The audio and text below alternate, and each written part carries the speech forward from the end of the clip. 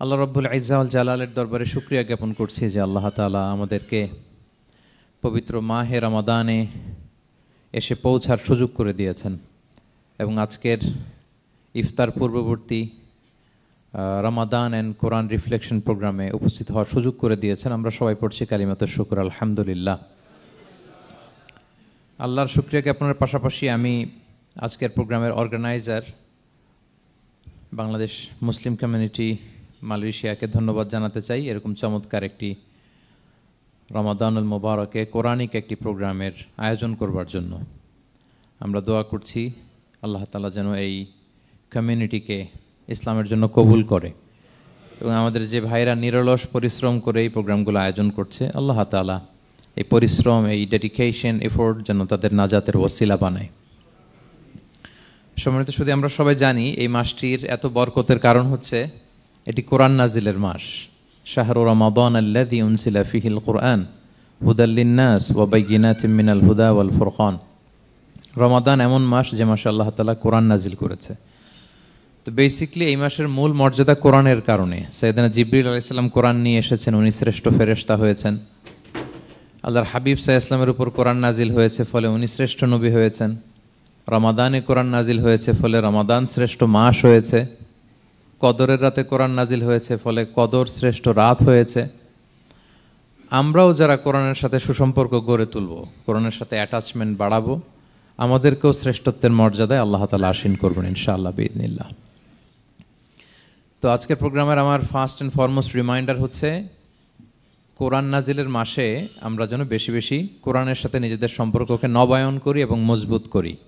কার কীরকম কোরআনের সাথে সম্পর্ক আপনি নিজেই জানেন। প্রতিদিন কত পৃষ্ঠা কোরআন তেলাওয়াত করেন, কোরআনের অর্থ পড়েন, কোরআনের তাফসির পড়েন কিংবা শোনেন, আপনি নিজেই জানেন। সো নিজে নিজে যেন একটু নিজেকে যেন কাঠগড়ায় দাঁড় করাই এবং নিজেকে যেন জিজ্ঞেস করি যে আমার সাথে কোরআনের সম্পর্ক কতটুকু মজবুত। যদি ঘাটতি থাকে, গ্যাপ থাকে, এটা যেন আমরা মেক আপ করি, ফুলফিল করি এই বরকতময় মাসে। আপনারা খেয়াল করে থাকবেন যে শুরুতেই আমি সূরা ওয়াদ-দুহা ওয়াল-লাইলি ইযা সাজার কয়েকটি আয়াত তেলাওয়াত করেছি। তো আজকে আমরা এই সূরাটির সংক্ষিপ্ত তাফসির পেশ করব ইনশাআল্লাহ বিইذنিল্লাহ। যে মজলিসে কোরআনের তাফসির হয়, আল্লাহর কালামের ব্যাখ্যা উপস্থাপন করা হয়, প্রেজেন্টেশন করা হয়, এর চেয়ে শ্রেষ্ঠ মজলিস কি পৃথিবীতে আর হতে পারে? আমরা পৃথিবীর সবচাইতে শ্রেষ্ঠতম একটি মজলিসে এখন বসে আছি। প্রিয় ভাই এবং বোনেরা, আমরা সূরা দোহার তাফসির শুনবো। এই সূরাটা মুখস্থ আছে না অনেকের? কোরআনের যে সমস্ত সূরা আমাদের অনেকেরই মুখস্থ, তার মধ্যে এটা অন্যতম একটা সূরা। এবং দেখবেন যে ইমাম সাহেবরা প্রায় এই সূরা তেলাওয়াত করে। যে সমস্ত সূরা দিয়ে প্রায় নামাজ পড়া হয়, এর মধ্যে অন্যতম একটা সূরা হচ্ছে সূরাতুদ দোহা।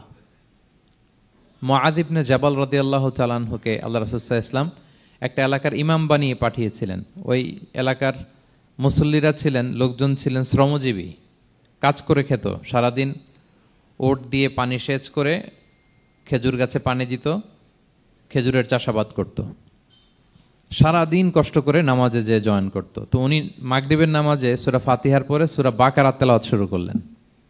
সূরা বাকারা কোরআনের সবচেয়ে ছোট সূরা না? 286টা আয়াত, মানে সবচেয়ে বড় সূরা। তো মাগরিবের সালাত উনি যখন এত লম্বা তেলাওয়াত ধরলেন, মুসল্লিরা আর ইমাম সাহেবের সাথে থাকতে পারতেছে না। কারণ ওনারা তো, ইমাম সাহেবের হয়তো মন ফুরফুরে, উনি পড়তেছেন মনের আনন্দে দরাজ গলায়, কিন্তু মুসল্লিদের তো অবস্থা খারাপ। সারাদিন ওনারা খেতে খামারে কাজ করে আসছে, নামাজ ছেড়ে দিয়ে অনেকে চলে গেছে। একা একা নামাজ পড়ে যে আল্লাহ রাসূল সাল্লাল্লাহু আলাইহি ওয়াসাল্লামের কাছে যে বিচার দিল যে ইয়া রাসূলুল্লাহ, দেখেন এমন একজন ইমাম আপনি অ্যাসাইন করেছেন আমাদের এলাকায়, মাগরিবের নামাজে উনি সূরা বাকারা পড়ে আর আমরা হচ্ছে শ্রমজীবী। রাসূল সাল্লাল্লাহু আলাইহি ওয়াসাল্লাম খুব রেগে গেলেন। মুআয ইবনে জাবালকে ডেকে বললেন, হে মুআয, আফাত্তানুন আন্ত, তুমি কি সমাজে ফিতনা ছড়াচ্ছ? তুমি জানো না এরা কারা? তোমার কি সূরা ওয়াদ-দুহা ওয়াল-লাইলি ইযা সাজা মুখস্থ নাই? তোমার কি ওয়াশ-শামসি ওয়া-দুহাহা এটা মুখস্থ নাই? তোমার কি সাব্বিহ ইসমা রাব্বিকাল আ'লা এই সূরাগুলো তোমার জানা নাই? উনি বললেন জানা আছে। তো এগুলো রেখে দিয়ে মাগরিবের নামাজে কেন সূরা বাকারা ধরলা? তোমার মুসল্লিরা তো শ্রমজীবী মুসল্লি। যখন ইমামের দায়িত্ব হচ্ছে পেছনে কারা আছে এটা খেয়াল করা। অনেক সময় ইমাম সাহেব আল্লাহু আকবার বলে যে নামাজ ধরছে, কি হচ্ছে পেছনে আর খোঁজ খবর নাই। আল্লাহর হাবিব সাল্লাল্লাহু আলাইহি ওয়াসাল্লাম কিন্তু এমন ইমাম ছিলেন না, উনি অত্যন্ত বিবেকবোধ সম্পন্ন একজন ইমাম ছিলেন। একবার পেছনে এক বাচ্চার কান্না শুনে উনি নামাজ ছোট করে দিয়েছেন। সবাই বললেন, ইয়া রাসূলুল্লাহ, এত ছোট নামাজ তো কখনো পড়তে দেখি না। তখন রাসূল সাল্লাল্লাহু আলাইহি ওয়াসাল্লাম বললেন, একটা ছোট বাচ্চার কান্নার আওয়াজ আমার কানে এসেছে। আমার মনে হচ্ছে বাচ্চাটাকে সামলাতে নারীদের কাতারে একটা মায়ের খুব কষ্ট হচ্ছে, এজন্য নামাজটা আমি খাটো করে দিয়েছি। দেখেন কি চিন্তা চেতনা, পিছনে কি হচ্ছে সব রাসূল সাল্লাল্লাহু আলাইহি ওয়াসাল্লাম এটা খেয়াল করতেন। তো এই সূরার একটা ফজিলত আপনি জানলেন যে রাসূল সাল্লাল্লাহু আলাইহি ওয়াসাল্লাম সূরা ওয়াদ-দুহা ওয়াল-লাইলি ইযা সাজা এটা তেলাওয়াত করতে বলেছিলেন মুআয ইবনে জাবাল রাদিয়াল্লাহু তাআলা আনহুকে। এটা কোরআনের 93 নম্বর সূরা। কত নম্বর? এটা মাক্কি সূরা, আর নাজিলের ধারাবাহিকতা অনুযায়ী এটা 11তম সূরা। মানে এই সূরার আগে আরো 10টা সূরা নাজিল হয়েছিল, তার মানে মক্কার একেবারে শুরুর দিকে এই সূরাটা নাজিল হয়েছিল। আপনারা জানেন যে এবছর আমার একটা বই এসেছে এক নজরে কোরআন নামে, সেখানে আমি প্রত্যেকটা সূরার সার সংক্ষেপ নিয়ে এসেছি, সংক্ষেপে, খুব সংক্ষেপে। কখনো যদি সুযোগ হয় আপনারা দেখবেন যে প্রত্যেকটা সূরা 5 পৃষ্ঠার মধ্যে আমরা নিয়ে আসার চেষ্টা করেছি। সেখানে এগুলো পাবেন, সূরাটা কয় নাম্বার, নাজিলের ধারাবাহিকতা কখন, তারপর কোরআন শরীফের মধ্যে কখন, এটার ফজিলত কি, এটার সেন্ট্রাল থিম কি, মেজর থিম কি, কজ এন্ড ইফেক্ট কি, সব কেস স্টাডি থেকে শুরু করে রিফ্লেকশন সব আমরা সেখানে উল্লেখ করেছি। তো এই সূরাটা শুরুর দিকে, একেবারে শুরুর দিকে নাজিল হয়েছে। তার আগে মাত্র 10টি সূরা নাজিল হয়েছে। তো নাজিল হতে হতে 10টা সূরা যখন নাজিল হলো, এরপর অনেক দিন রাসূল সাল্লাল্লাহু আলাইহি ওয়াসাল্লামের কাছে কোনো সূরা নাজিল হয় না। কয়দিন নাজিল হয় না? কোনো বর্ণনায় 15 দিন, কোনো বর্ণনায় 1 মাস, কোনো বর্ণনায় 2 মাস, কোনো বর্ণনায় 6 মাস, টানা 6 মাসের গ্যাপ ওহী নাজিল হয় না। আল্লাহর হাবিব সাল্লাল্লাহু আলাইহি ওয়াসাল্লাম তিনি ওহী মিস করতে শুরু করলেন, যে ঘটনা কি, কোরআন নাজিল হচ্ছে না কেন, হঠাৎ এত গ্যাপ কেন? ওনার মাথায় কয়েকটা জিনিস ঘুরপাক খেলো। একটা ঘুরপাক খেলো যে আমার কোনো কাজে আল্লাহ আবার অসন্তুষ্ট হলো নাকি, অথবা আমি কোরআনের আয়াত এই বাণীগুলো পৌঁছে দেওয়ার ক্ষেত্রে আমার কোনো গাফলতি হয়ে গেল নাকি, সামহাও কি আল্লাহর সাথে আমার কানেকশন এটা কি লুজ হয়ে যাচ্ছে, আমি কি কোনোভাবে আল্লাহ থেকে দূরে সরে পড়তেছি। রাসূল সাল্লাল্লাহু আলাইহি ওয়াসাল্লাম টেনশনে পড়ে গেলেন, চিন্তায় পড়ে গেলেন, কিরে ওহী আসে না কেন, আসে না কেন, আসে না কেন। এটা ছিল একটা দিক।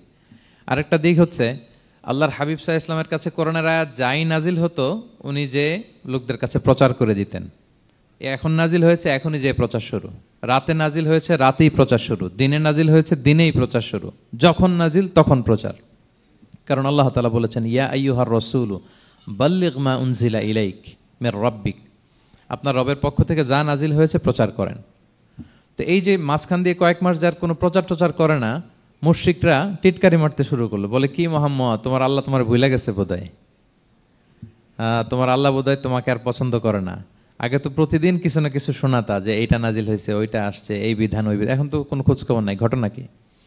আল্লাহর হাবিব সাল্লাল্লাহু আলাইহি ওয়াসাল্লামের চাচি উম্মে জামিল, আবুল হাবির স্ত্রী, সে আরো খারাপ কথা বললো। সে বলল, ইন্না শাইতানাকা কদ তারাকাক, তোমার কাছে যে একটা শয়তান আসতো এখন বোধহয় আর আসে না মুহাম্মদ, নাউযুবিল্লাহি মিন যালিক। এটা দিয়ে জিবরিল আলাইহিস সালামকে বুঝিয়েছেন। জিবরিল এসে কি কি যেন বলে, কই এখন তো কিছু বলো না। তো রাসূল বলবে কি করে, কারণ তিনি তো মন গড়া কিছু বলতেন না। আল্লাহর হাবিব সাল্লাল্লাহু আলাইহি ওয়াসাল্লাম মনে যা ইচ্ছা হয় মন গড়া কখনো কিছু বলেছেন? আওয়াজ করে বলেন, মন গড়া বলতেন তিনি? ওয়ামা ইয়ানতিকু আনিল হাওয়া ইন হুয়া ইল্লা ওয়াহয়ুন ইউহা, আল্লাহর ওহী আসলে সেটা শোনাতেন। তো ওহীও আসে না, উনি শোনাতেও পারে না, ওহীও নাই, উনি শোনাতেও পারে না। এই যে একটা কষ্টকর মুহূর্ত রাসূল সাল্লাল্লাহু আলাইহি ওয়াসাল্লামের, কিরে মাসের পর মাস চলে গেল ওহী আসতেছে না কেন, আমার কি কোনো ভুল হচ্ছে নাকি, আল্লাহকে আমাকে অপছন্দ করলেন? রাসূল সাল্লাল্লাহু আলাইহি ওয়াসাল্লাম যখন এরকম দুশ্চিন্তিত, পেরেশান, অ্যাংজাইটিতে পড়ে গেলেন, ভারাক্রান্ত, ঠিক তখন রাসূল সাল্লাল্লাহু আলাইহি ওয়াসাল্লামকে সান্ত্বনা দেওয়ার জন্য এই সূরাটা আল্লাহ নাজিল করেছেন। সান্ত্বনা দেওয়ার জন্য এই সূরাটা বেশ আশা জাগানিয়া সূরা, মোটিভেশনাল সূরা, ইন্সপিরেশনাল সূরা। আপনার মন খারাপ হলে আপনি এই সূরাটা পড়বেন, এই সূরাটা, এবং এটার পরে আরেকটা সূরা আছে সূরাতু আলাম নাশরাহ, আপনার মন ভালো হয়ে যাবে। এটাকে দি অ্যান্টি ডিপ্রেসেন্ট সূরা বলে, মানে ডিপ্রেশন কাটায় ফেলে। আমাদের এরকম অনেক সময় হয় না যে হতাশ, দেয়ালে পিঠ ঠেকে গেছে, কোনো বের হওয়ার রাস্তা নাই, কই যাব, কোথাও সফলতা নাই, সবাই আমাকে ভুল বুঝতেছে, এরকম মাঝে মাঝে হয় না? আমাদের সবার লাইফে আপস অ্যান্ড ডাউনস আছে। আপনি যখন ভারাক্রান্ত হবেন, কষ্টে থাকবেন, এই সূরাটা পড়বেন, দেখবেন যে আপনার ডিপ্রেশন দূর হয়ে গেছে। তো আল্লাহর হাবিব সাল্লাল্লাহু আলাইহি ওয়াসাল্লাম যখন এরকম ভারাক্রান্ত ছিলেন, চিন্তিত ছিলেন, তখন আল্লাহর হাবিব সাল্লাল্লাহু আলাইহি ওয়াসাল্লামকে চিন্তামুক্ত করবার জন্য আল্লাহ তাআলা এই চমৎকার সূরাটি নাজিল করেছেন। আল্লাহ নাজিল করলেন, আউযু বিল্লাহি মিনাশ শাইতানির রাজিম, বিসমিল্লাহির রহমানির রহিম, ওয়াদ-দুহা ওয়াল-লাইলি ইযা সাজা মা ওয়াদ্দাআকা রাব্বুকা ওয়া মা ক্বালা ওয়ালাল আখিরাতু খায়রুল লাকা মিনাল উলা ওয়ালা সাওফা ইউতিকা রাব্বুকা ফাতারদা। আল্লাহ তাআলা বললেন ওয়াদ্দুহা, আলোর শপথ। আমি একবার সরল বঙ্গানুবাদ করি, তারপরে আমি তাফসিরে ঢুকছি। ওয়াদ্দুহা, আলোর শপথ। ওয়াল্লাইলি ইযা সাজা, রাতের শপথ, যখন রাত নিঝুম নিস্তব্ধ হয়। মা ওয়াদ্দাআকা রাব্বুকা ওয়া মা ক্বালা, নবী হে, আপনার রব আপনার উপর অসন্তুষ্টও হয় নাই, আপনাকে ছেড়েও যায় নাই, আপনার রব আপনার সাথেই আছে। আলহামদুলিল্লাহ। ফিল করবেন যে আল্লাহ আমার সাথে আছে। সবসময় এটা ফিল করতে হবে যে আল্লাহ তাআলা আমার সাথে আছেন, তিনি আমাকে ভুলে যান নাই, ছেড়ে যান নাই। আরে তার রহমত ছাড়া তো একটা শ্বাস নেওয়া তো আমার সম্ভব না, ঠিক কিনা বলেন? আল্লাহর রহমত ছাড়া একটি সেকেন্ড এই পৃথিবীতে সার্ভাইভ করা কি আমাদের পক্ষে সম্ভব না। ওয়ালাল আখিরাতু খায়রুল লাকা মিনাল উলা, নবী হে, আপনার পরবর্তী সময় পূর্ববর্তী সময়ের চেয়ে অনেক ভালো হবে ইনশাআল্লাহ। মানে good days are coming in your life, ভালো সময় আসতেছে। ওয়ালা সাওফা ইউতিকা রাব্বুকা ফাতারদা, আর আপনার রব আপনাকে এত দিবেন আপনি খুশি হয়ে যাবেন। আপনার রব আপনাকে এত দিবেন আপনি নিয়ে কুলাতে পারবেন না। আলাম ইয়াজিদিকা ইয়াতীমান ফাআওয়া, নবী আপনি কি ইয়াতীম ছিলেন না, তিনি কি আপনাকে আশ্রয় দেননি? ওয়া ওয়াজাদাকা দাল্লান ফাহাদা, আপনি পথ খুঁজতেছিলেন, আল্লাহ আপনাকে পথ দেখিয়েছেন। ওয়া ওয়াজাদাকা আইলান ফাআগনা, আপনি নিঃস্ব রিক্ত হস্ত ছিলেন, আল্লাহ তাআলা আপনাকে ধনী বানিয়েছেন। ফাআম্মাল ইয়াতীমা ফালা তাকহার, খবরদার এতিমের সাথে কখনো কঠোর হবেন না। ওয়া আম্মা সাইলা ফালা তানহার, ফরিয়াদি যে সোয়াল করে হাত পাতে তাকে ধমক দিয়ে তাড়িয়ে দিবেন না। ওয়া আম্মা বিনি'মাতি রাব্বিকা ফাহাদ্দিস, আর আপনার রবের যে নেয়ামত আপনার প্রতি, এটার বর্ণনা করুন। সুবহানাল্লাহ। এ হচ্ছে সরল অনুবাদ সূরাতুদ দুহার। এবার আসুন আমরা এটার তাফসিরে ঢুকি। আল্লাহ তাআলা প্রথমে দুইটা শপথ করলেন, কসম করলেন, দুইটা ওথ। আমরা যদি সংক্ষেপে ভাগ করি তাহলে 11 আয়াত বিশিষ্ট এই সূরাতে প্রথম 2 আয়াতে দুইটা শপথ আছে, তারপরের 3টা আয়াতে রাসূল সাল্লাল্লাহু আলাইহি ওয়াসাল্লামকে 3টা কনফার্মেশন দেওয়া হয়েছে, সুসংবাদ দেওয়া হয়েছে। এরপরের 3টা আয়াতে আল্লাহর হাবিব সাল্লাল্লাহু আলাইহি ওয়াসাল্লামের অতীতে আল্লাহ কি নেয়ামত দিয়েছেন সেটার একটা রিমাইন্ডার দেওয়া হয়েছে। আর সবশেষে 3টা ওয়ার্ক প্ল্যান দেওয়া হয়েছে, কর্মসূচি, সেগমেন্ট। আপনি এক নজরে কোরআন এগুলো পাবেন, এরকম সেগমেন্ট আকারে আমরা ভাগ করেছি। আই রিপিট, আমি আবারও বলছি, সূরা দোহার 11 আয়াত বিশিষ্ট এই সূরার প্রথম 2 আয়াতে 2টি শপথ, তারপরের 3 আয়াতে 3টি সুসংবাদ, তারপরের 3 আয়াতে অতীতে যে রাসূলকে নেয়ামত দেওয়া হয়েছিল সেটা স্মরণ করিয়ে দেওয়া, আর শেষ 3 আয়াতে 3টা ওয়ার্ক প্ল্যান, কর্মসূচি, রাসূল সাল্লাল্লাহু আলাইহি ওয়াসাল্লাম কি করবেন। ক্লিয়ার হয়ে গেছে না সূরাটা? আসুন এবার তাফসিরে ঢুকি। আল্লাহ তাআলা বললেন ওয়াদ-দোহা, নবী আলোর শপথ। আলো, দোহা মানে আলো। আমার সাথে আওয়াজ করে বলুন, দোহা মানে কি? আলো, সকালের আলো, প্রভাতের সূর্য কিরণ। দিনের প্রথম অংশে একটা সানশাইন থাকে না, খুব চমৎকার লাগে 9টা 10টার দিকে, হ্যাঁ, সানশাইন। এই সকালের সানশাইনটাকে আরবিতে বলে দোহা। এই জন্য এই সময় আল্লাহর হাবিব সাল্লাল্লাহু আলাইহি ওয়াসাল্লাম নামাজ পড়তেন, এটাকে বলে সলাতুদ দোহা, মানে দোহার নামাজ। এটাকে বলে সলাতুদ দোহা, দোহার নামাজ। তো দেখেন রাসূল সাল্লাল্লাহু আলাইহি ওয়াসাল্লামের মন ভালো করবার জন্য প্রথমে আল্লাহর ওয়ার্ডিংটা দেখেন, আল্লাহ তাআলা কেমন চমৎকার শব্দ চয়েস করেন। প্রথমে আল্লাহ বললেন আলো। আলো বললেই তো মনটা ভালো হয়ে যায়, কি বলেন? এই আলো মানে আশার আলো, সম্ভাবনার আলো, প্রশান্তির আলো। ওয়াদ-দোহা, আলোর শপথ। মানে নবী আপনি হতাশ হবেন না, হাল ছাড়বেন না, ভরসা রাখুন। আপনি ঘর থেকে বের হন, দেখুন কি চমৎকার আলো। It's a beautiful day out there, জান, হোয়াট এ নাইস সানশাইন। কি চমৎকার উজ্জ্বল প্রভাতের সূর্য কিরণ, এত চমৎকার জলজলে সানশাইনিং এনভায়রনমেন্টে আপনার মন খারাপ হয় কি করে? ওয়াদ-দোহা, দোহার শপথ মানে প্রভাতের সূর্য কিরণের শপথ। আবার বললেন ওয়াল্লাইলি ইযা সাজা, রাতের শপথ, যখন সে রাত নিঝুম হয়, গভীর হয়, নিস্তব্ধ হয়। 2টা শপথ, আলোর শপথ আর রাতের অন্ধকারের শপথ। আলোর শপথ বলে বেসিকলি আল্লাহ তাআলা ওহির আগমনকে বুঝিয়েছেন, আর রাতের শপথ বলে আল্লাহ তাআলা বেসিকলি ওহির অনুপস্থিতিকে বুঝিয়েছেন। মানে রাত দিন দুইটাই যেমনি লাগে, আল্লাহ তাআলা বোঝাতে চাইলেন নবী আপনি টেনশন করবেন না, আমি উইথ ইউ, আমি আপনার সাথে আছি। ওহি আসা না আসা দুইটাই গুরুত্বপূর্ণ। রেগুলার যদি ওহি আসে এটা রিসিভ করতে আপনার কষ্ট হয়ে যাবে। আল্লাহর পক্ষ থেকে আসমানি কিতাবের যে ওহি, এটা সাধারণ কোনো কথা না। ইন্না সানুলকি আলাইকা কওলান সাকিলা, এটা খুব ভারী, হেভি ওয়েট। এটা পাহাড়ে নাজিল করলে, লাউ আনজালনা হাযাল কুরআনা আলা জাবাল লারাআইতাহু খাশিআম মুতাসাদ্দিআম মিন খাশিয়াতিল্লাহ, এটা মাউন্ট এভারেস্টের উপর নাজিল করলে পাহাড় ভেঙে খান খান হয়ে যেত। শীতের রাতে কোরআন নাজিল হলে রাসূল সাল্লাল্লাহু আলাইহি ওয়াসাল্লাম ঘেমে একাকার হয়ে যেতেন, কপাল বেয়ে টপ টপ করে ঘাম পড়তে ওহী রিসিভ করতে যেয়ে। তিনি ওটের উপরে করে মরুভূমিতে চড়ছেন, ওহী নাজিল হলে ওটের বুক মাটিতে মিশে যেত। এক সাহাবার মাথায় পায়ের মধ্যে মাথা রেখে রাসূল সাল্লাল্লাহু আলাইহি ওয়াসাল্লাম শুয়েছিলেন, তখন ওহী নাজিল হলো। সাহাবা বলছেন ওহীর ভারে মনে হচ্ছে যে আমার পায়ের হাড্ডিটাই ফেটে যাবে। তার মানে এটা খুব ভারী বাণী, খুবই ভারী, এটা সাধারণ কোনো কালাম না। তো এই যে রাসূল সাল্লাল্লাহু আলাইহি ওয়াসাল্লামের কাছে যে ওহী নাজিল হচ্ছিল, এটা যদি রেগুলার নাজিল হয়, এটা রিসিভ করা রাসূল সাল্লাল্লাহু আলাইহি ওয়াসাল্লামের জন্য সহজ হবে না, কঠিন হয়ে যাবে। রেগুলার ওহী নাজিল হলে এটার যে পাওয়ার, প্রেশার, রাসূল সাল্লাল্লাহু আলাইহি ওয়াসাল্লামের স্নায়ু এটা বরদাস্ত করতে পারবে না। তো আল্লাহ বোঝাতে চাইলেন, নবী, আমি কাফির রাজা বলে আপনাকে আমি ভুলে গেছি, কখনো না, নেভার এভার। বরং আপনার যাতে একটু রেস্ট হয়, আরাম হয়, আপনাকে একটু কমফোর্ট দেওয়ার জন্য আমি সাময়িকভাবে ইচ্ছে করে ওহীটা বন্ধ রেখেছি। সুবহানাল্লাহ পড়বেন না? আপনার যাতে একটু কমফোর্ট হয়, আপনার যেন একটু আরাম হয়, ওহী রিসিভ করে করে যেন আপনি অভ্যস্ত হতে পারেন, এজন্য আমি ইচ্ছা করে আপনাকে একটু আরাম দেওয়ার জন্য ওহী বন্ধ রেখেছি। সারাদিন যদি, মানে দিনের 24 ঘন্টায় যদি সূর্য থাকে, ভাল লাগবে? আচ্ছা বলেন, 6 মাস টানা সূর্য ভাল লাগবে আপনার? রোদের গরমে আমরা অস্থির হয়ে যাব।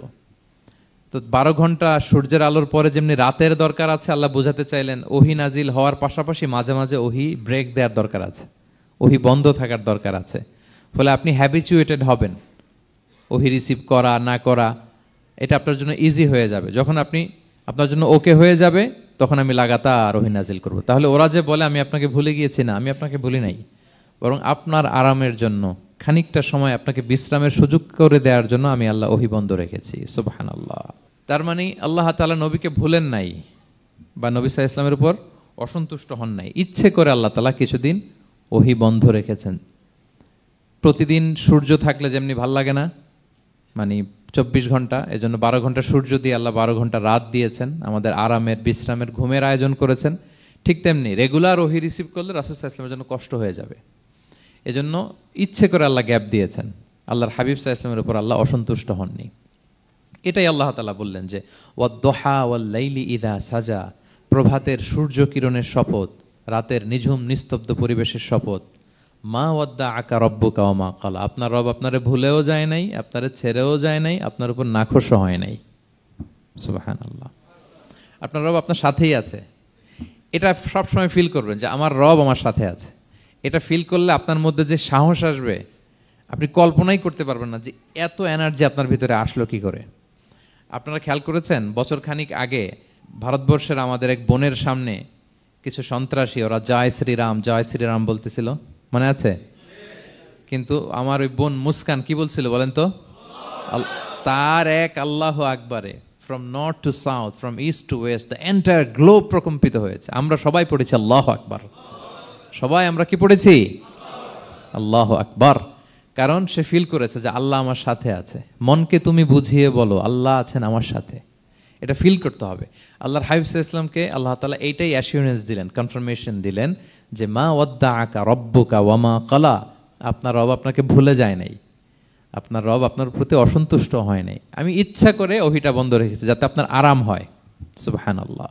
আল্লাহর হাবিব সাল্লাল্লাহু আলাইহি ওয়াসাল্লামের প্রতি আল্লাহ তাআলা কতটা টেক কেয়ার করতেন দেখেন। রেগুলার ওহী নাজিল হলে রাসূল সাল্লাল্লাহু আলাইহি ওয়াসাল্লামের কষ্ট হয়ে যাবে, এজন্য তিনি কিছুদিন ওহী বন্ধ রেখে রাসূল সাল্লাল্লাহু আলাইহি ওয়াসাল্লামকে বিশ্রামের ব্যবস্থা করে দিয়েছেন। তাহলে প্রথম 3টা আয়াত ক্লিয়ার না সবার কাছে? আচ্ছা, প্রথম 2টো আয়াতে 2টা শপথ গেল, এরপরে 3টা সুসংবাদ। সুসংবাদের প্রথমটা হলো আমি ভুলিও নাই, ছাড়িও নাই, আপনার সাথে আছে। এরপর আল্লাহ বললেন ওয়ালাল আখিরাতু খায়রুল লাকা মিনাল উলা, নবী হে, আপনার পরবর্তী সময় পূর্ববর্তী সময়ের চেয়ে ভালো হবে।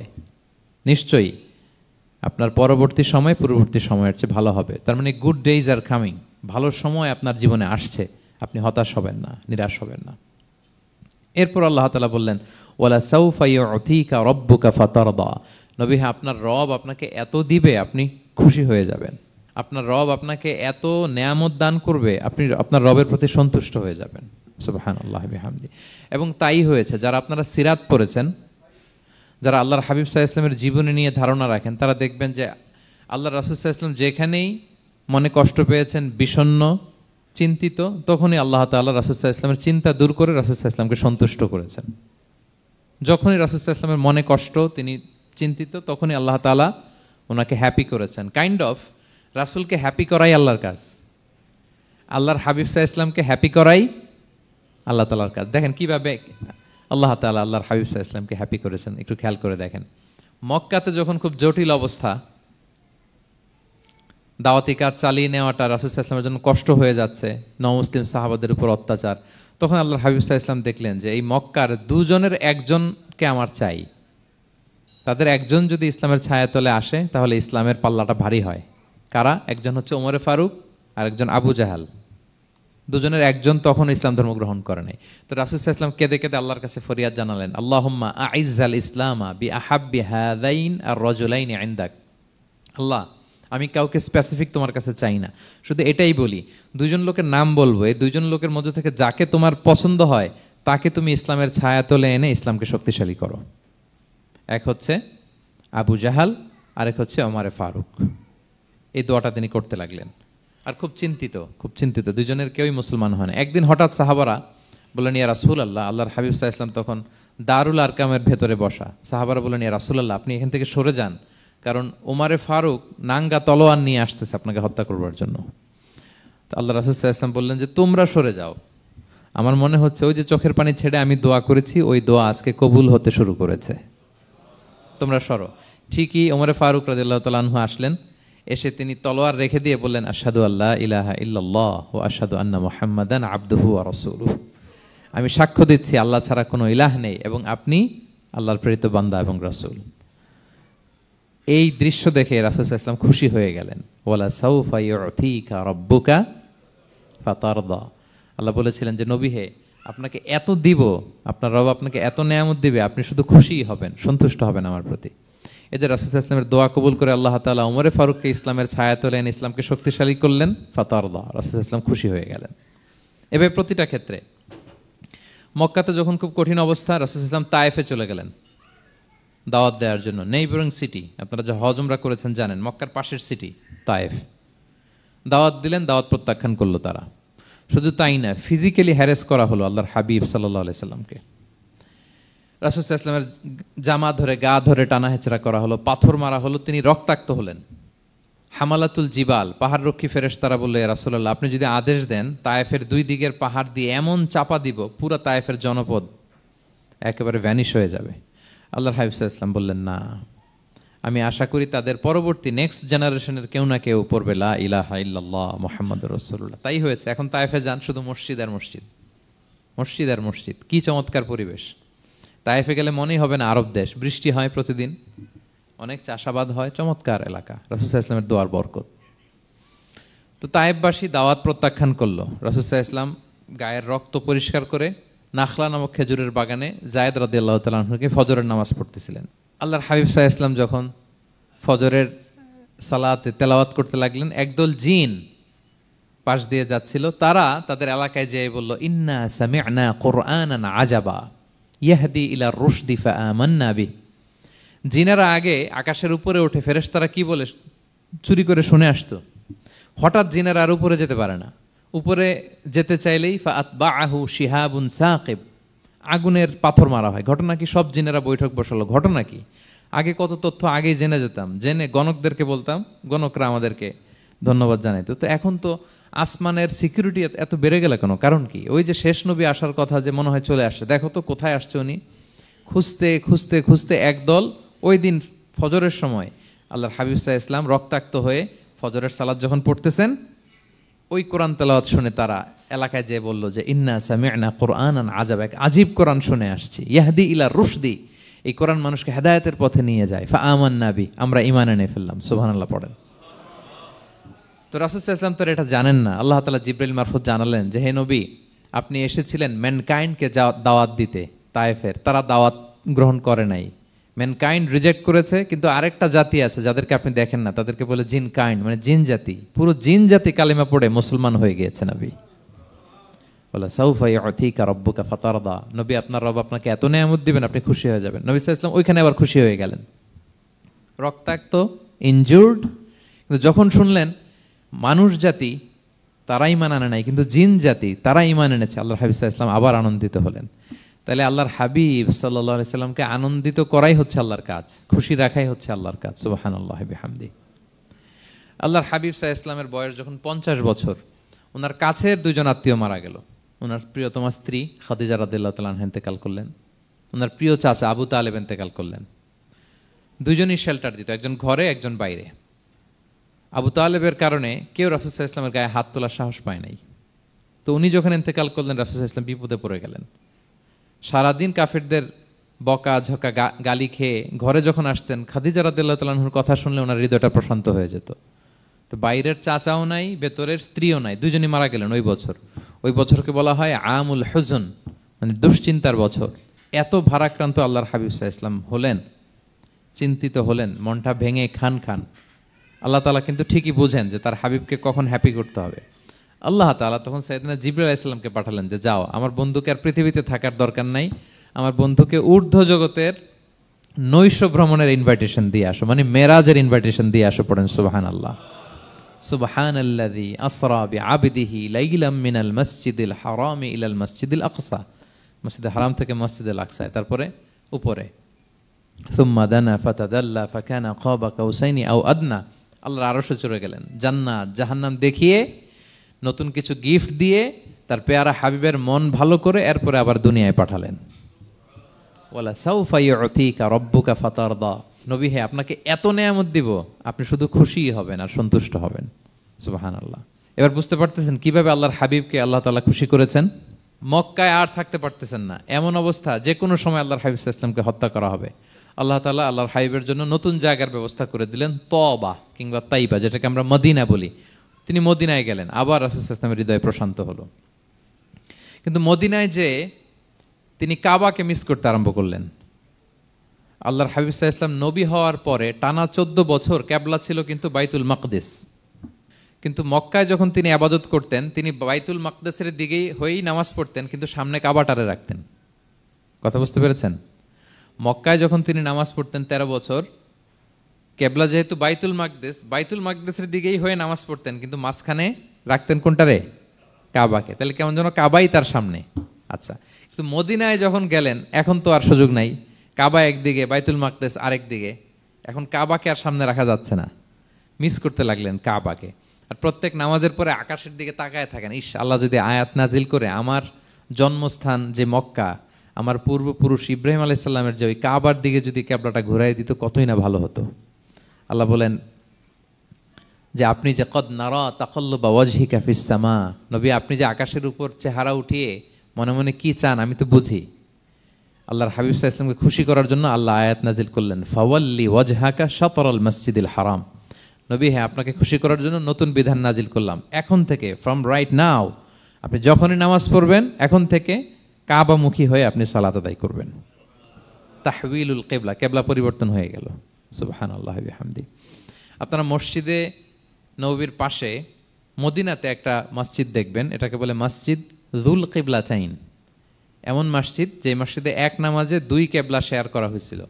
মানে এই আয়াত যখন নাজিল হলো, আল্লাহর হাবিব সাল্লাল্লাহু আলাইহি ওয়াসাল্লামের সাথে একজন নামাজ পড়ে যে ওই মসজিদে যে দেখে কিছু লোক নামাজ পড়তেছে ওই বাইতুল মাকদিসের দিকে হয়ে, কারণ তখন পর্যন্ত ওইটাই কিবলা। তিনি নামাজরত অবস্থায় এদেরকে বললেন যে তোমরা তো জানো না এইমাত্র আয়াত নাজিল হয়েছে, কিবলা কিন্তু আর ওই দিক নাই, ডাইরেকশন চেঞ্জ, এদিকে হয়ে যাও।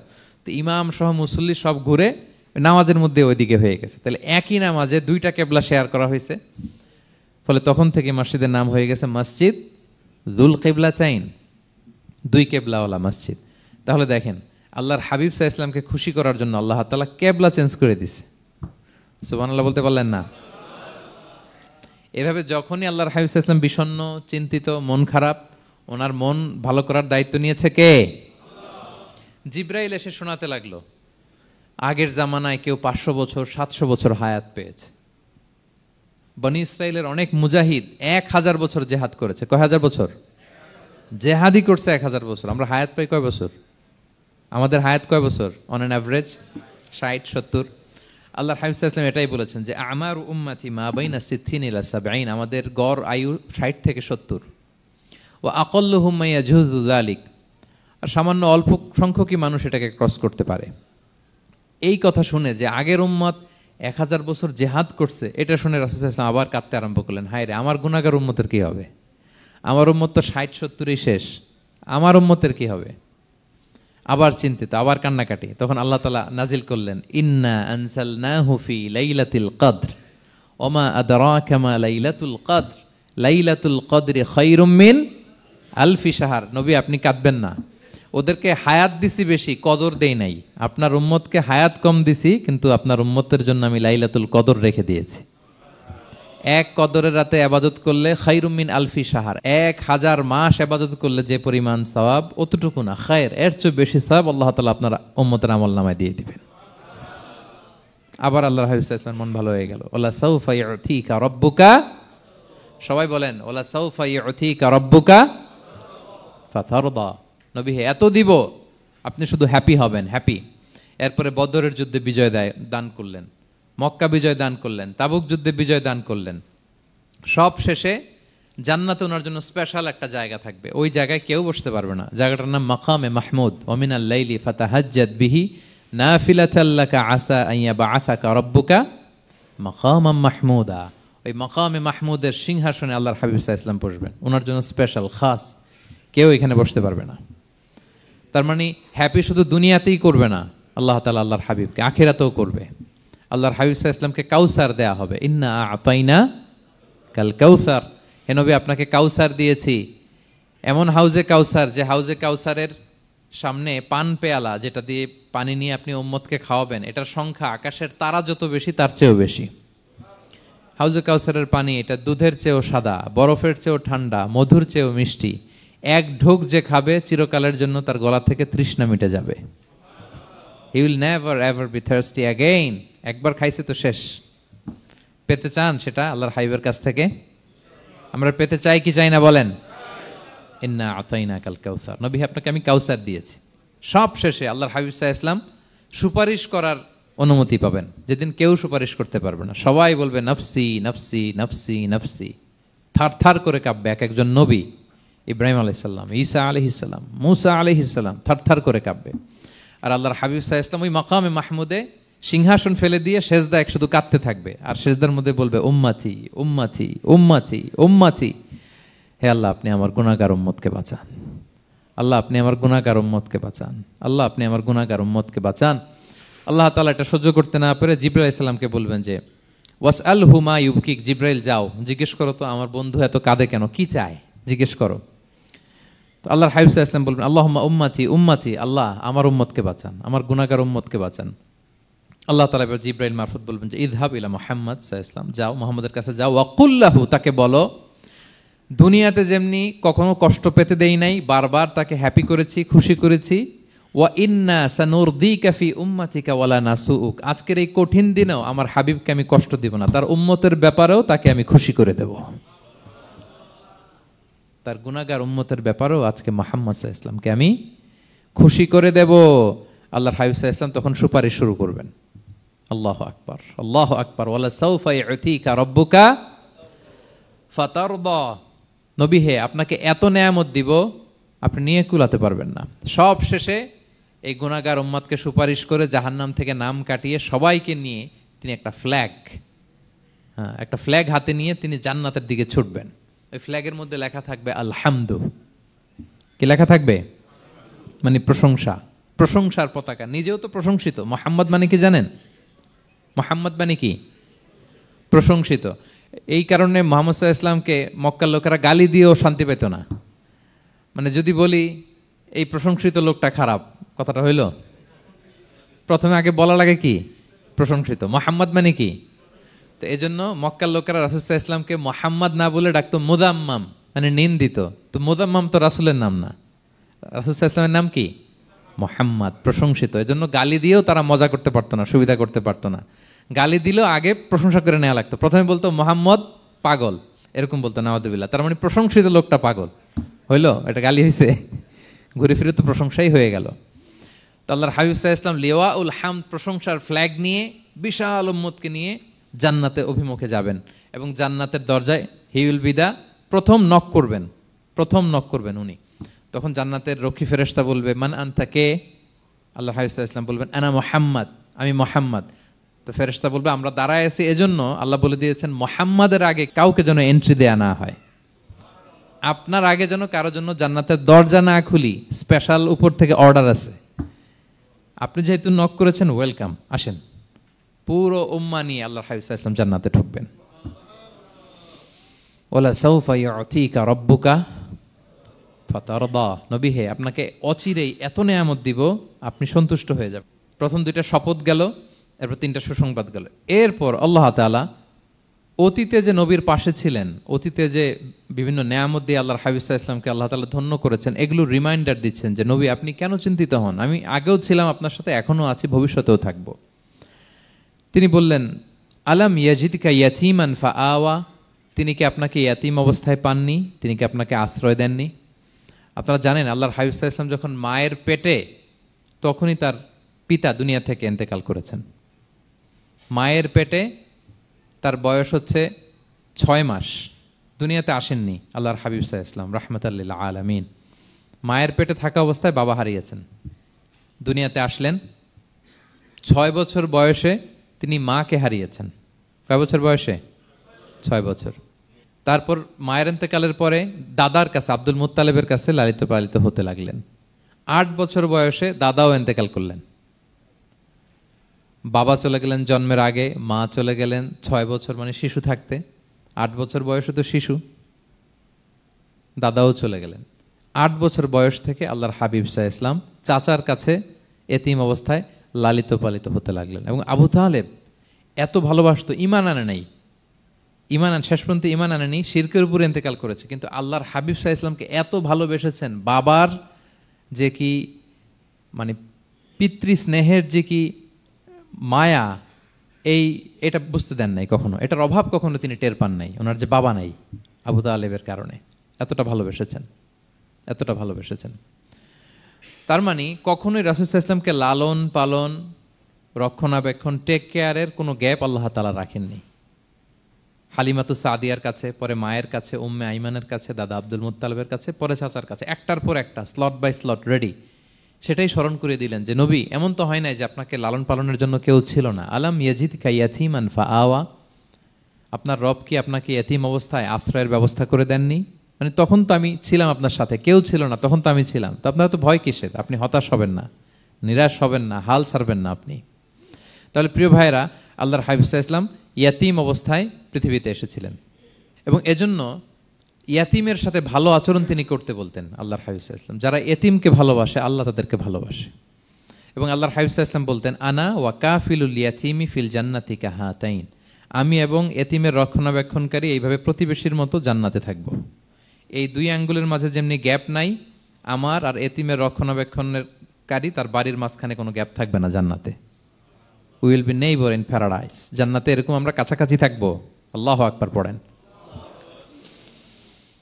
তাহলে এতিমের রক্ষণাবেক্ষণকারীকে আল্লাহ তাআলা ভালোবাসেন। যারা এতিমকে পছন্দ করে না, এতিমকে তাড়িয়ে দেয়, তাদেরকে আল্লাহ পছন্দ করেন। আল্লাহ তাআলা বলেন আরাআইতাল্লাযী ইউকাযযিবু বিদ্দীন ফাযালিকাল্লাযী ইয়াদউল ইয়াতীম, যারা আখিরাতকে অবিশ্বাস করে তারাই এতিমকে ঘাড় ধাক্কা দিয়ে তাড়িয়ে দেয়। কোনো বিশ্বাসী কখনো এতিমের সাথে খারাপ আচরণ করে না। আপনাদের যাদের মন শক্ত, অনেকের চোখ দিয়ে পানি নামে না। আমার এক আত্মীয় আছে খুব আল্লাহওয়ালা, আমার জীবনে এত আল্লাহওয়ালা আমি দেখি নাই, কিন্তু ওনার চোখ দিয়ে পানি নামে না। বারবার এসে আমারে বলে যে মিজান কি করবো বলো, তুমি একটু মোনাজাত ধরো। আমার মনে আছে আমি ওনাকে নিয়ে মোনাজাত ধরতাম, তো ওনার কান্না আসে না চোখ দিয়ে। এত আল্লাহওয়ালা, খুব ভালো মানুষ, কিন্তু চোখ দিয়ে পানি নামে না। এটা অনেকের হয়, নানা কারণে হয়। তো আল্লাহর হাবিব সাল্লাল্লাহু আলাইহি ওয়াসাল্লাম বলেছেন কারো যদি চোখ দিয়ে পানি না নামে বা হৃদয় নরম না হয়, তারা যেন এতিমের মাথায় হাত বুলিয়ে দেয়। এক সাহাবী এসে বলেন ইয়া রাসূলুল্লাহ, আমার হৃদয়টা বড় শক্ত, হৃদয় নরম হয় না। রাসূল সাল্লাল্লাহু আলাইহি ওয়াসাল্লাম বললেন তাই, আচ্ছা আতুহিব্বু আন ইয়ালিনা কলবুক, তুমি কি চাও তোমার হৃদয় নরম হোক, ওয়া তুদরাকা হাজাতুক, এবং তোমার আশা পূরণ হোক? তিনি বললেন হ্যাঁ। তখন রাসূল সাল্লাল্লাহু আলাইহি ওয়াসাল্লাম বললেন ইরহামিল ইয়াতীম, এতিমের উপর রহম করো। ওয়ামসা আলা রাসি, এতিমের মাথায় হাত বুলিয়ে দাও। ওয়া আতইমহু মিন তুআমিক, তোমার খাবার এতিমকে খাওয়াও। তালিনু কলবুক, তোমার অন্তর নরম হবে। তুদরাকা হাজাতুক, তোমার ইচ্ছা পূরণ হবে। তাহলে হৃদয় যদি শক্ত থাকে, কার মাথায় হাত বুলাবেন? বুলাইছেন কখনো? হ্যাঁ বুলিয়েছেন? খুঁজে খুঁজে হাত বুলাবেন। বাংলাদেশে তো অনেক অরফেনেজ আছে, অনাথ আশ্রম, ওখানে যাবেন, সুযোগ হলে একদিন যে একটু লাঞ্চ করলেন ওদের সাথে বসে, ডিনার করলেন, একসাথে খেলেন, ওদের মাথায় হাত বুলিয়ে দিলেন, সাধ্যমতো কিছু উপহার হাতে তুলে দিলেন, আপনার ইচ্ছা পূরণ হবে আর আপনার হৃদয় নরম হবে ইনশাআল্লাহ। আর এতিমকে আদর করা মানে নবী সাল্লাল্লাহু আলাইহি ওয়াসাল্লামের প্রতি ভালোবাসা দেখানো, কারণ আমার নবী এতিম হয়ে বড় হয়েছেন। এতিমের প্রতি ভালোবাসা প্রকারান্তরে নবী সাল্লাল্লাহু আলাইহি ওয়াসাল্লামের প্রতি ভালোবাসা দেখানো হয়, কারণ আমার নবী এতিম হয়ে বড় হয়েছেন। সুবহানাল্লাহ। কিন্তু তার বিপরীতে আমরা সমাজে কি দেখি? এতিমের মাথায় হাত বুলানো তো দূরের কথা, এতিমের সম্পদও খেয়ে ফেলে অনেকে। হ্যাঁ, এরকম আছে না? এতিমের সম্পদ দেদারসে গিলতেছে। কি যে আমাদের চিন্তাধারা! দেখবেন যে লোকটা এতিমের সম্পদ গিলে, ওরা রোজা অবস্থায় এক ঢোক পানি গিলাতে পারবেন কিনা দেখেন। যে বলেন একটু পানি খান তো, যে খাবে না কেন, হারাম। তো ওই হারাম কিন্তু গিলতেছে ইচ্ছা মতো। রোজা অবস্থায় এক ফোঁটা আপনি পানি গিলাতে পারবেন না এরে, কেন? হারাম। কিন্তু ওইদিকে ভাতিজার সম্পদ গিলতেছে দেদারসে। আল্লাহ বলেন এটা ভাতিজার সম্পদ না, এটা তুমি জাহান্নামের আগুন পেটে ঢুকাচ্ছ। জাহান্নামের আগুন। ইন্নাল্লাযীনা ইয়াকুলুনা আমওয়ালাল ইয়াতামা যুলমান ইন্নামা ইয়াকুলুনা ফি বুতুনিহিম নারা ওয়া সায়াসলাউনা সাঈরা। যারা এতিমের সম্পদ খায়, এটা সম্পদ না, এটা জাহান্নামের আগুন তুমি পেটে ঢুকাচ্ছ। সো এতিমের প্রতি যেন আমরা নমনীয় হই, তাদের মাথায় হাত বুলাই, তাদের জন্য খরচ করি, তাদের প্রতি যেন আমরা দয়াদ্র হই, কারণ আমার নবী এতিম অবস্থায় বড় হয়েছেন। তাহলে নবী সাল্লাল্লাহু আলাইহি ওয়াসাল্লামকে এটা স্মরণ করে দিলেন, নবী আপনি তো এতিম ছিলেন, আমি তো আপনাকে রক্ষণাবেক্ষণের ব্যবস্থা করছি। আর কি করেছি? ওয়াজাদাকা দাল্লান ফাহাদা। নবী আপনাকে আমি এমন অবস্থায় পেয়েছি, আপনি পথ খুঁজতেছিলেন, আমি আপনাকে পথ দেখিয়েছি। You are searching the right path and I guided you to the right sense of direction. আপনি পথ খুঁজতেছিলেন, আমি পথ দেখাইছি। এখানে দল্লানের অর্থ পথভ্রষ্ট করা যাবে না। ওয়াজাদাকা দল্লান, হে নবী আপনাকে আমি পথভ্রষ্ট পেয়েছি, পরে পথ দেখাইছি, এরকম বলা যাবে না। এটা আল্লাহর হাবিব সাল্লাল্লাহু আলাইহি ওয়াসাল্লামের ক্ষেত্রে প্রযোজ্য নয়। অনেক বাংলা তাফসীর অর্থে আমি দেখেছি পথ হারা, নবী আপনাকে আমি পথ হারা পেয়েছি, পথ দেখেছি, এটাও খুব একটা সুন্দর না। সবচেয়ে সুন্দর হচ্ছে নবী আপনি পথ খুঁজতেছিলেন, সত্যের অনুসন্ধানী ছিলেন। অনেক সময় দেখবেন অনেক পথিক যেতে যেতে এমন এক জায়গায় যায়, দেখে 3 রাস্তা কিন্তু কোনো সাইনবোর্ড নাই। পুরাতন রাস্তাগুলোতে এরকম অনেক সময় হতো না আমাদের, 3 দিকে রাস্তা, কোনো সাইনবোর্ড নেই, তো যাবো কই? এটা বুঝালেন যে নবী আপনি পথ খুঁজতেছিলেন, আমি আপনাকে দেখিয়েছি, হে নবী এটাই সিরাতুল মুস্তাকিমের পথ। ওয়াজাদাকা দাল্লান ফাহাদা, আপনি পথ খুঁজতেছিলেন, আমি আপনাকে পথ দেখিয়েছি। তো ছোটবেলায় সাথে ছিলাম, পথ খুঁজতেছিলেন, পথ দেখালাম, আমি আপনার ভুললাম কোথায়? কাফিরদের কথায় মন খারাপ করেন কেন যে তারা বলে আমি আপনাকে ভুলেছি, ছেড়েছি? নো, নেভার এভার, আমি আপনার সাথেই আছি। তারপর আল্লাহ তাআলা বললেন ওয়াজাদাকা আইলান ফাআগনা, তিনি আপনাকে রিক্ত হস্ত, নিঃস্ব পেয়েছেন, সম্পদহীন অবস্থায় পেয়েছেন, পরে সম্পদশালী করেছেন। সুবহানাল্লাহ। আল্লাহর হাবিব সাল্লাল্লাহু আলাইহি ওয়াসাল্লাম শুরুতে সম্পদের অত যোগান ছিল না, পরে খাদিজা রাদিয়াল্লাহু তাআলা আনহার সাথে যখন বিয়ে হলো, আল্লাহ তাআলা সম্পদের কষ্ট দূর করলেন, কারণ খাদিজা রাদিয়াল্লাহু তাআলা আনহা অনেক বড় ব্যবসায়ী ছিলেন। বিয়ের আগে পার্টনারশিপে বিজনেস ছিল রাসূল সাল্লাল্লাহু আলাইহি ওয়াসাল্লামের সাথে। আল্লাহর হাবিব সাল্লাল্লাহু আলাইহি ওয়াসাল্লাম শ্রম দিয়েছেন, খাদিজা রাদিয়াল্লাহু তাআলা আনহার ইনভেস্টমেন্ট ছিল। তো ওই শ্রমে খাদিজা রাদিয়াল্লাহু তাআলা আনহার এক বান্ধবী, তিনি এমন প্রশংসা করলেন এসে আল্লাহর হাবিব সাল্লাল্লাহু আলাইহি ওয়াসাল্লামের ব্যাপারে যে এমন লোক আমি দেখি নাই, ওনার কথা বার্তা, চলন, কথন, ডিলিং সব আলাদা। পুরো কাফেলার মধ্যে উনি একরকম, পুরো কাফেলা আরেক রকম। এই কথা শুনে তো খাদিজা রাদিয়াল্লাহু তাআলা আনহা আকৃষ্ট হলেন যে এরকম একজন সৎ লোকই তো আমার চাই। প্রস্তাব দেয়া হলো, চাচাদের কাছে বিয়ে হয়ে গেল। এবং বিয়ের পরে খাদিজা রাদিয়াল্লাহু তাআলা আনহা নারীদের মধ্যে সর্বপ্রথম শাহাদা বাক্য পড়ে মুসলমান হয়েছিলেন। নিজের সব সম্পদ আল্লাহর হাবিব সাল্লাল্লাহু আলাইহি ওয়াসাল্লামের পায়ের সামনে এনে দিয়ে দিলেন, ইয়া রাসূলুল্লাহ আমার সম্পদ মানে আপনার সম্পদ, ইসলামের জন্য যত মনে চায় আপনি খরচ করেন। ওয়াজাদাকা আইলান ফাআগনা, আপনাকে আল্লাহ নিঃস্ব পেয়েছেন, সম্পদের ব্যবস্থা করে দিলেন। পরবর্তীতে মদিনায় যে খায়বার যুদ্ধের পরে অনেক সম্পদের ব্যবস্থা আল্লাহ তাআলা করে দিয়েছিলেন। তাহলে ছোটবেলায় ইয়াতিম ছিলেন, আল্লাহ টেক কেয়ার করলেন। পথ খুঁজতেছিলেন, আল্লাহ পথ দেখায় দিলেন। আর্থিক সমস্যা ছিল, এটাও আল্লাহ দূর করে দিলেন। এবার আল্লাহ তাআলা বিষ্ণু ঈসা ইসলামকে 3টা ওয়ার্ক প্ল্যান দিবেন, কর্মসূচি। 1 নম্বর কর্মসূচি হচ্ছে ফাআম্মাল ইয়াতীমা ফালা তাকহার, নবী খবরদার এতিমের সাথে কখনো কঠোর আচরণ করবেন না। 1 নম্বর কর্মসূচি, কারণ আপনিই তো এতিম ছিলেন। এতিমের দুঃখ আপনি না বুঝলে বুঝবে কে? এতিমের সাথে কখনো কঠোর হবেন না। আল্লাহর হাবিব সাল্লাল্লাহু আলাইহি ওয়াসাল্লাম কখনো এতিমের সাথে কঠোর হন নাই। এতিম তো দূর কি বাত, কারোর সাথে তিনি কঠোর হন নাই। ওনার কাছে চাইলে উনি না বলতে পারতেন না। নো, নাই, দিব না, এটা বলতে জানতেন না। নো ওনার ডিকশনারিতে ছিল না, চাইলেই দিতেন। একবার আল্লাহর হাবিব সাল্লাল্লাহু আলাইহি ওয়াসাল্লামের কাছে একটা জামা, কয়টা? আপনার জামা কয়টা? আমার জামা কয়টা? জুব্বা তখন কয়টা ছিল? মাত্র একটা। এক ফরিয়াদি এসে বলে, ইয়া রাসূলুল্লাহ আতিনি কামিসান, আমার একটা জামা দেন, আমার জামা নাই। নবী সাল্লাল্লাহু আলাইহি ওয়াসাল্লামের জামা কয়টা তখন? ওনার কাছে চাইলে উনি না বলতে পারতেন? খুলে দিয়ে দিছেন, নাও। এখন ওনার জামা আছে কয়টা? তো জামাও নাই, বেরও হতে পারে না। কি এক মুসিবত! আল্লাহ তাআলা আয়াত নাজিল করলেন, ওয়াল্লাযীনা ইযা আনফাকু লাম ইউসরিফু ওয়া লাম ইয়াকতুরু ওয়া কানা বাইনা যালিকা কাওয়ামা। নবী হে, যারা বিশ্বাসী তারা দানের সময় ভারসাম্য করবে। মানে অনেকগুলো থাকলে আপনার একটা দিতেন, ছিলই যখন একটা, ওইটার হকদার তো ফরিয়াদির চেয়ে আপনি বেশি। এখন যে দিয়ে দিলেন, আপনি পড়বেন কি? অনেকগুলো থাকলে না হয় আপনি দিতেন, ছিলই একটা, এটার সবচেয়ে যোগ্য, অধিকতম যোগ্য এবং হকদার তো আপনি। সুবহানাল্লাহ, সুবহান। কি নবী ছিল, কি নবী ছিল! না বলতে পারতেন না, মানুষকে ফিরিয়ে দিতে জানতেন না। আল্লাহ বললেন, নবী হে, আপনার প্রথম কর্মসূচি ফাআম্মাল ইয়াতীমা ফালা তাকহার, খবরদার এতিমকে কখনো, এতিমের প্রতি কঠোর হবেন না। এক নম্বর কর্মসূচি। এটা শুধু নবীর জন্য কর্মসূচি নাকি আমাদের জন্য না? হ্যাঁ, সবার জন্য। এতিমদের সাথে যেন আমরা রূঢ় ভাষী না হই, তাদের সাথে যেন রূঢ় আচরণ না করি। 2 নাম্বার, ও আম্মা সাইলা ফালা তানহার, ফরিয়াদিকে ধমক দিবেন না, হাত পাতলে ধমক দিবেন না। আমরা অনেক সময় ধমক দেই, আপনারা দেন কখনো? না, আমরা দিতে পারবো না, ধমক দিতে নিষেধ করেছেন আল্লাহ তাআলা। আম্মা সাইলা ফালা তানহার, যদি না থাকে বুঝিয়ে বলেন যে এখন পারতেছি না, কিন্তু ধমক দিবেন না কখনো। কারণ আপনি এখন বড় সাহেব হয়ে গেছেন, প্রাইভেট কারের পাশ থেকে দেখবেন যে স্যার 2টা টাকা দেন, কিছু খাই নাই, হায় রে ছিঁড়া কাপড়, মলিন চেহারা, ভাঙ্গা একটা থালা হাতে নিয়ে, স্যার 5টা টাকা দেন। আল্লাহ আপনারে স্যার বানাইছে আর ওরে বানাইছে ভিখারি। আচ্ছা বলেন তো, জায়গাটা চেঞ্জ করতে আল্লাহর কত সময় লাগে? ওরে ভিতরে বসায় স্যার বানাবে আর আপনারে ভাঙ্গা একটা থালা দিয়ে এরকম ওই যে টোল টোল যেখানে নেয় ওখানে দাঁড় করাবে। বলেন আল্লাহর কয় সেকেন্ড লাগবে? লাগবে? লাগবে? 1 সেকেন্ডও লাগে না। সো ও আম্মা সাইলা ফালা তানহার, ফরিয়াদিকে ধমক দিয়ে তাড়িয়ে দিও না, খবরদার। ওকে আল্লাহ ফরিয়াদি বানিয়ে পরীক্ষা করছে, আর তোমাকে আল্লাহ সম্পদশালী বানিয়ে পরীক্ষা করছে। তাহলে 1 নম্বর কর্মসূচি ছিল এতিমের সাথে রূঢ়ভাষী হবেন না। 2 নম্বর হচ্ছে ফরিয়াদিকে ধমক দিবেন না।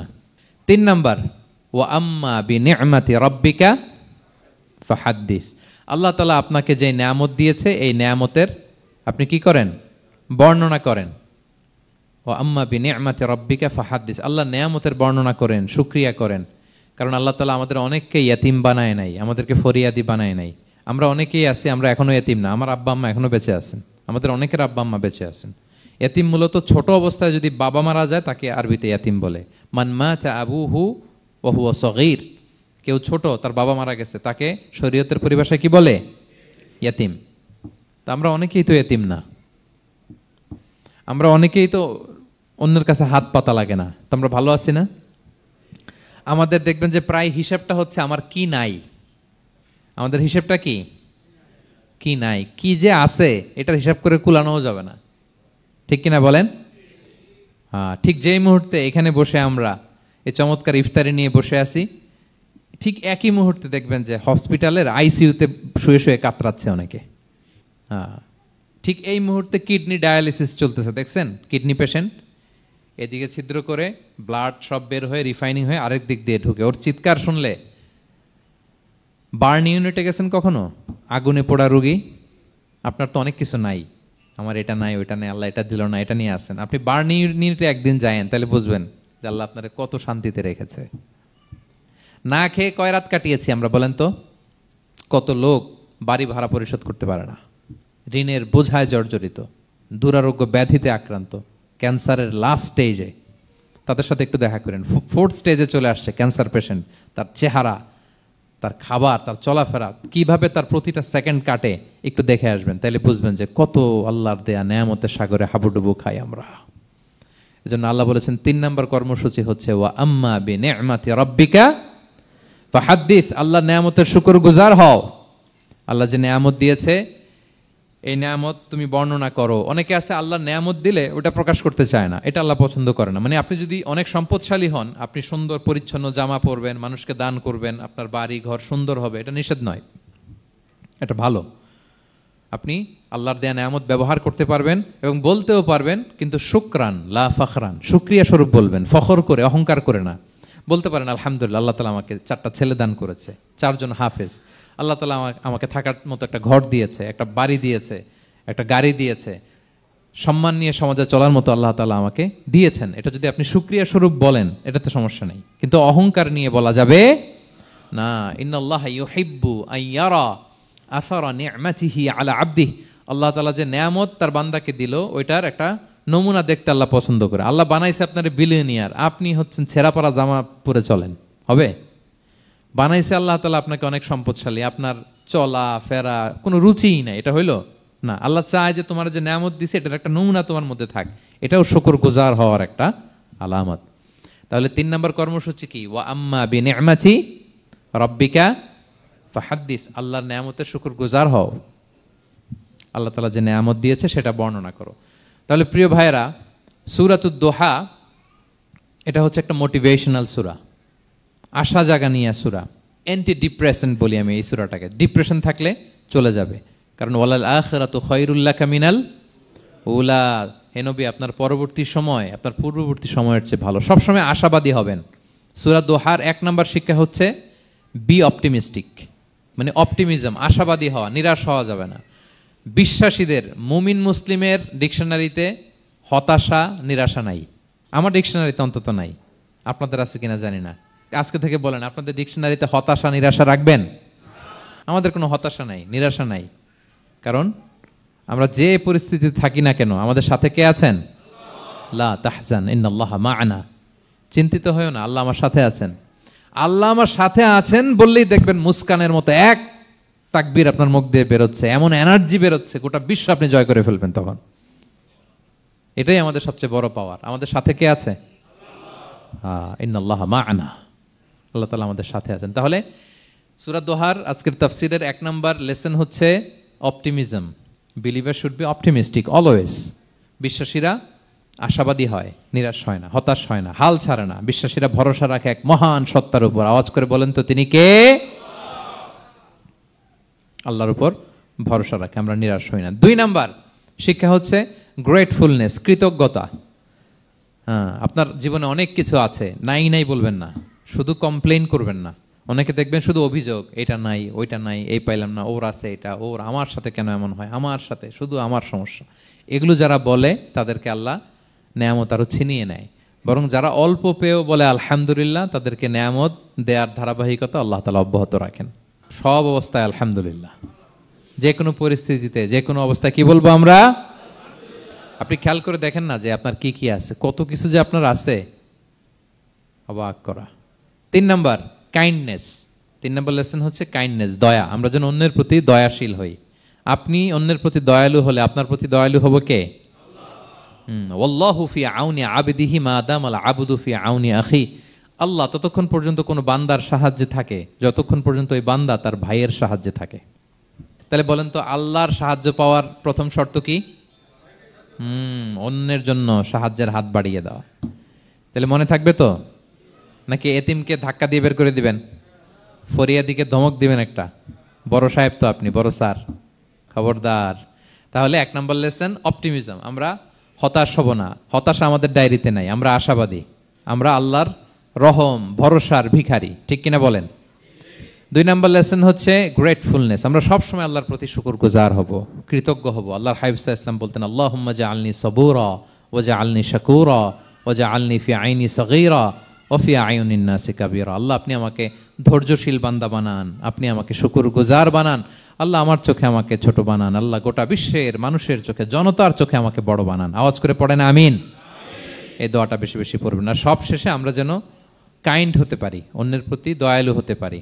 যে রহম করে সে রহম প্রাপ্ত হয়, যে অন্যকে দয়া দেখায় সে আল্লাহর পক্ষ থেকে দয়া পায়। আল্লাহ তাআলা আমাদের সবাইকে কথাগুলো বোঝার ও আমল করার তৌফিক দান করুক। হাযা মা ইনদি ওয়াল ইলমু ইনদাল্লাহি আলাইহি তাওয়াক্কালতু ওয়া ইলাইহি উনীব। আসসালামু আলাইকুম ওয়া রাহমাতুল্লাহি ওয়া বারাকাতুহু।